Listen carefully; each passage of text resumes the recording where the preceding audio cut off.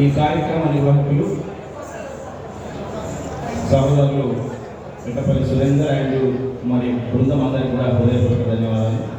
ప్రధానంగా ఈ కార్యక్రమము ఒక పెద్ద సందర్భం, మందకృష్ణ పుట్టినరోజు సందర్భంగా అని దయచేసి ఇక ఒక 2 నిమిషాలు మాట్లాడుతున్నాం, తర్వాత అన్న మాట్లాడుతున్నాం. సీరియస్నెస్ లేదు ప్లీజ్.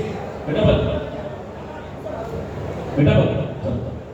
దయచేసి ఎందుకు ఈ కార్యక్రమం ఏర్పాటు చేసుకోవాల్సి వచ్చింది? ఒకనాడు ఈ అణగారిన వర్గాల కోసము డాక్టర్ బాబాసాహెబ్ అంబేద్కర్, మరొక దశలో బాబు జగ్జీవన్ రామ్ మనం చూడలే వాళ్ళని, కానీ వాళ్ళు పోరాడినటువంటి అంశాన్ని, రాజ్యాంగంలో వాళ్ళు పొందుపరిచినటువంటి అంశాన్ని మనం చదువుకుంటూ మన హక్కుల కోసం కొట్లాడుకుంటూ పోతున్నటువంటి సందర్భం.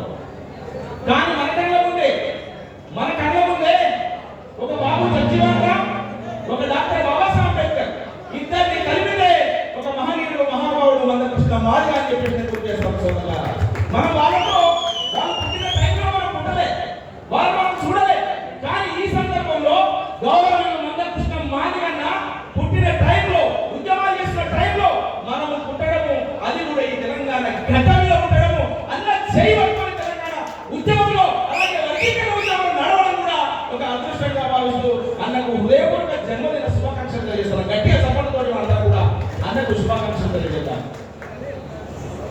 లక్ష కప్పుల కార్యక్రమం నిజంగానే మాకు చిన్నపాటి పోస్టులు అనౌన్స్ కాగానే నేను అన్నకు ఫోన్ చేసి అన్న ఒక 6 కప్పులకు న్యాయం జరిగింది అన్న. 1,00,000 కప్పులలో ఒక 6 కప్పులు పడ్డాయని చెప్పేసాం. అంటే అది యాదృచ్ఛికమైన సందర్భం కాదు, దాని నేపథ్యం వెనుక ఈ జాతి బిడ్డలకు ఒక ఆర్మీకి ఒక గుర్తింపు దక్కింది. ఆ గుర్తింపు దక్కడం వెనుక లక్షలాది మంది మాదిగల్ని కదిలించడం కోసం 1,00,000 కప్పులు 1,000 కప్పుల కార్యక్రమాన్ని, ఒక సాంస్కృతిక సమరాన్ని రూపొందించిన గౌరవనీయులు మందకృష్ణ మాదిగ నేతృత్వంలో ఈ జాతిలో ఉన్న బిడ్డలందరినీ కూడా ఈ 1,00,000 కప్పుల కార్యక్రమంలో భాగస్వామ్యం చేస్తూ ముందుకెళ్తున్నప్పుడు సమాజం అంతా అప్పుడే ఏర్చుకున్నది, సమాజం అంతా గుండె కట్టుకున్నది. ఒక బాపన లక్కనే సోమాజిగూడ ప్రెస్ క్లబ్ లో మీటింగ్ పెట్టి మీ వర్గీకరణకు నేను మద్దతు ఇస్తున్నాను చెప్పేసి డబ్బు సంఖ్యలేసుకుని డబ్బు కొట్టి మద్దతు పలికినటువంటి చరిత్ర ఈ వర్గీకరణ పోరాట చరిత్ర అని చెప్పేసి నేను గుర్తు చేస్తా ఉన్నాను. కాబట్టి మందకృష్ణ మాదిగన్న ఇలా కేవలం ఒక అంశానికి మాత్రమే పరిమితమై లేడు. చాలా అంశాలు, వికలాంగులు, వృద్ధులు, వితంతువులు ఎంతో మంది. సెంట్రల్ కోర్టు హోటల్ దగ్గర అన్న పాయింట్ ఉంటుంది, అక్కడ అన్నం కలవడానికి పోదామంటే ఆ హోటల్లోకి ఈ దండం పెడితే అన్న ఎంతమంది వస్తాయని చెప్పేసి హోటల్ అయినా పరిసరం అవుతా ఉన్నాడు. కానీ నేను ఇలా ఒక అంశాన్ని గుర్తు చేస్తా ఉన్నా. సుప్రీంకోర్టు నుంచి జడ్జిమెంట్ పాస్ వచ్చిన తర్వాత మన వర్గీకరణ పోరాటానికి ఒక వేదిక అయింది సెంట్రల్ కోర్టు మాత్రమే అని చెప్పేసి నేను గుర్తు చేస్తా ఉన్నా. సెంట్రల్ కోర్టు అంటే హోటల్ మిత్రులారా,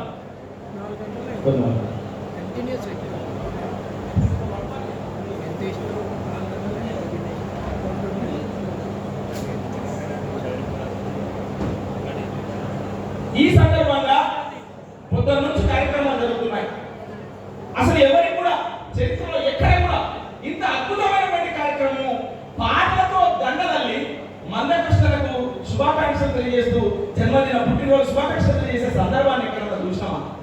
ఎవరికైనా ఇంత ఘనంగా జరుగుతుందా? అది కేవలం స్వచ్ఛందంగా కళాకారులు, తెలంగాణ గడ్డ మీద ఉన్నటువంటి కళాకారులు, ఎస్సీలు, బీసీలు, ఎవరైనా మన నల్గొండ గడ్డతో సహా కులాలకు అతీతంగా, మతాలకు అతీతంగా, అరే మానవతావాది మా మందకృష్ణ పుట్టినరోజు మేము ఉంటామని చెప్పేసి, మేము పాడతామని చెప్పేసి, మేము ఆడతామని చెప్పేసి అలా రావడము ఎంతో గర్వకారణం అని చెప్పేసి మీ అందరూ కూడా తెలియజేస్తూ, వర్గీకరణ ఉద్యమంలో కేవలం మాదిగలు మాత్రమే కాదు, మాదిగలతో పాటు మిగతా కులాలు కూడా ఎట్లా కలిసి వచ్చినాయి మనం చూసాం. సోదరులారా, మా ప్రభుత్వం ఇక్కడే ఉన్నాడు. తెలంగాణ ఉద్యమంలో మేము కొట్లాడుతున్నప్పుడు ఉస్మానియా యూనివర్సిటీలో ఏ ఒక్కరు కూడా యూనివర్సిటీలో అడుగు పెట్టాలంటే జై తెలంగాణ అంటే తప్ప అడుగు పెట్టిన పరిస్థితి తీసుకొచ్చిన సందర్భం ఉండే. ఇట్లా తెలంగాణ గురించి కొట్లాడుతున్న సందర్భం, వర్గీకరణలో పోరాటంలో ఇలా చివరి దశలో 1,00,000 కప్పుల కార్యక్రమంలో పాల్గొన్న సందర్భం ఇవన్నీ కూడా ఈ నేపథ్యాలు, ఉద్యమ నేపథ్యాలు చూస్తూ ఉంటే నాకు నిజంగా గర్వకారణం అనిపిస్తుంది. రానున్న తెలంగాణ వచ్చిన తెలంగాణ ఉద్యమంలో ఒక కీలక పాత్ర పోషించే అదృష్టం దక్కింది. అలాగే 30 సంవత్సరాల సుదీర్ఘ పోరాటంలో మందకృష్ణ నేతృత్వంలో జరిగినటువంటి వర్గీకరణ పోరాటంలో, ఆ లక్షణాల కార్యక్రమంలో మళ్ళీ వర్గీకరణ సాధించిన పోరాటంలో కూడా ఈ భాగస్వామ్యము, నేను భాగస్వామ్యం ఈ అదృష్టం దక్కినందుకు, ఈ 2 పోరాటాల్లో ఒక విజేతగా ఉండేంత అదృష్టం దక్కినందుకు నేను గర్వపడతా ఉన్నా. ఈ 2 పోరాటంలో నా తరం ద్వారా పాటలు రాసే అదృష్టం దక్కినందుకు కూడా నేను గర్వపడతా ఉన్నా.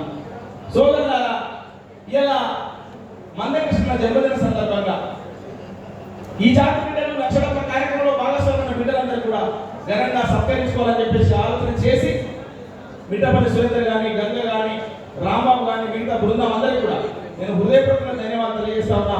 ఇంత గొప్ప కార్యక్రమం నిర్వహిస్తున్నందుకు మీకు పేరున హృదయపూర్వక ధన్యవాదాలు తెలియజేస్తూ, ఇది ఒక చారిత్రాత్మకమైనటువంటి సందర్భం.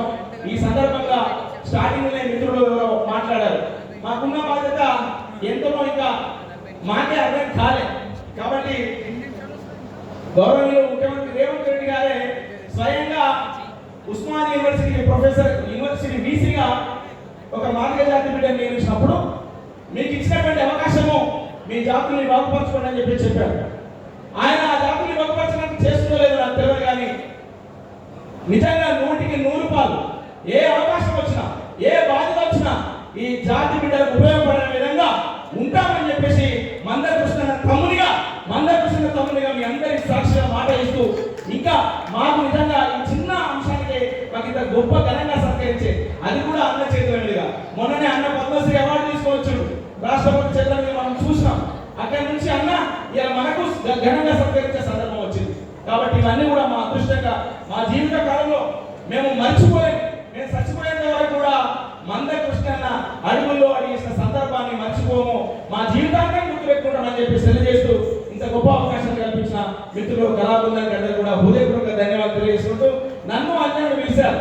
మీ అందరికి తెలియకపోవచ్చు, అంజనను కూడా చాలా మంది మాజీ అనుకుంటారు. ఎందుకంటే మాతో సావాసంలో తిరిగింది అన్న.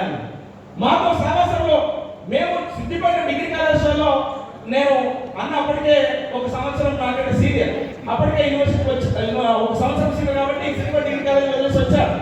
దాని తర్వాత 99 సంవత్సరంలో దరువు కళాబృందం ఏర్పాటు చేసిన తర్వాత యూనివర్సిటీకి వచ్చిన తర్వాత ఒక సాంస్కృతిక నేపథ్యాన్ని మనం ముందుకు తీసుకెళ్ళాలని చెప్పేసి అన్న మేమందరం కూడా కలిసి మాకు తోడుగా, మాకు అండగా నిలబడ్డ మా పృథ్వీరాజన్న ఎన్నో రాష్ట్రం, ఎన్నో అసలు అవన్నీ చెప్పుకుంటే అది వేదిక కాదు, సందర్భం కాదు, కానీ ఎన్నో కార్యక్రమాలకు వేదికగా ఉస్మానియా యూనివర్సిటీలో పోరాటం చేసినాం. ధూమ్ధామ్ కంటే ముందే ఉస్మానియా యూనివర్సిటీలో సాంస్కృతిక జాతర చేసిన చరిత్ర మా విద్యార్థుల బిడ్డలకు ఉన్నదని చెప్పేసి నేను గుర్తు చేస్తూ, చాలా మంది విద్యార్థులు ఇక్కడికి వచ్చారు, వాళ్ళకి కూడా హృదయపూర్వకంగా ధన్యవాదాలు తెలియజేసుకుంటూ, అన్న ఇది ఏ సందర్భమైనా సరే మార్గ జాతి బిడ్డలకు అవకాశాలు వస్తున్నాయంటే, నిన్న మొన్న మన కళ్ళ ముందు చూసినాం, ఒక మాదిగ ముఖ్యమంత్రి, మాదిగ మంత్రివర్గంలో ఒక మాదిగ బిడ్డకు అవకాశం వచ్చిందంటే, ఇప్పుడు ఒక 6 మాదిగలకు ఈ ప్రభుత్వంలో గౌరవ సలహాదారులుగా అవకాశం వచ్చిందంటే, ఇంకా ఎక్కడైనా రేపు రాబోయే రోజుల్లో అవకాశాలు వస్తాయంటే, బరాబర్ చెప్తున్న ముమ్మాటికి మాదిగ దండోర ప్రభావం వల్ల మాత్రమే మందకృష్ణ సాహిత్యంలోని ఆ అంశం వల్ల మాత్రమే చెప్పేసి నేను గుర్తు చేస్తూ, ఈ కార్యక్రమం ఏర్పడిన అందరికీ కూడా పేరున హృదయపూర్వక ధన్యవాదాలు తెలియజేసుకుంటూ, అన్న పదే అడుగుతా ఉన్నాడు. ఆ వీరులార వందనము పాటను నేను రాస్తే అంజన మొదటిసారి క్యాసెట్ ఆడికేసిన వాళ్ళు గట్టి ఒకసారి సభలో పడదామన్నా అంజన గలం ద్వారా విన్నాను. దాంట్లో నాకు ఇష్టమైన ఒక చరణం పాడి నేను చదివిస్తున్నాను. ప్రపంచ చరిత్రలో పరిశోధించిన గాని మీలాంటి త్యాగాలు యాడగా నారావు, పదబుగ్గల పసిడి మొగ్గలు యాడుండ్రో వీరులారా వందను, విద్యార్థి అమరులారా వందను, పాదాలకు వీరులారా వందను, విద్యార్థి అమరులారా వందను.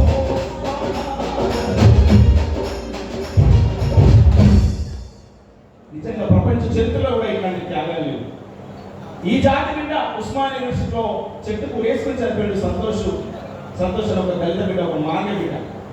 తెలంగాణ రాష్ట్ర సాధనలో కూడా మాదిగ బిడ్డల త్యాగం ఎంతో వెలకట్టలేదని చెప్పేసి గుర్తు చేస్తూ ఈ రెండు ఉద్యమాల్లో పాల్గొన్నందుకు మళ్ళొకసారి నేను అదృష్టవంతంగా భావిస్తూ మీ అందరూ కూడా హృదయపూర్వకంగా పేరున హృదయపూర్వకంగా ధన్యవాదాలు తెలుసుకుంటూ మా కోసం అంటే కళాకారుల కోసం తరలి వచ్చిన మీ అందరూ కూడా హృదయపూర్వకంగా హృదయపూర్వకంగా ధన్యవాదాలు తెలుసుకుంటూ మీడియా మిత్రులు కూడా అభినందనలు తెలియజేసుకుంటూ సెలవుకుంటాను. Thank you.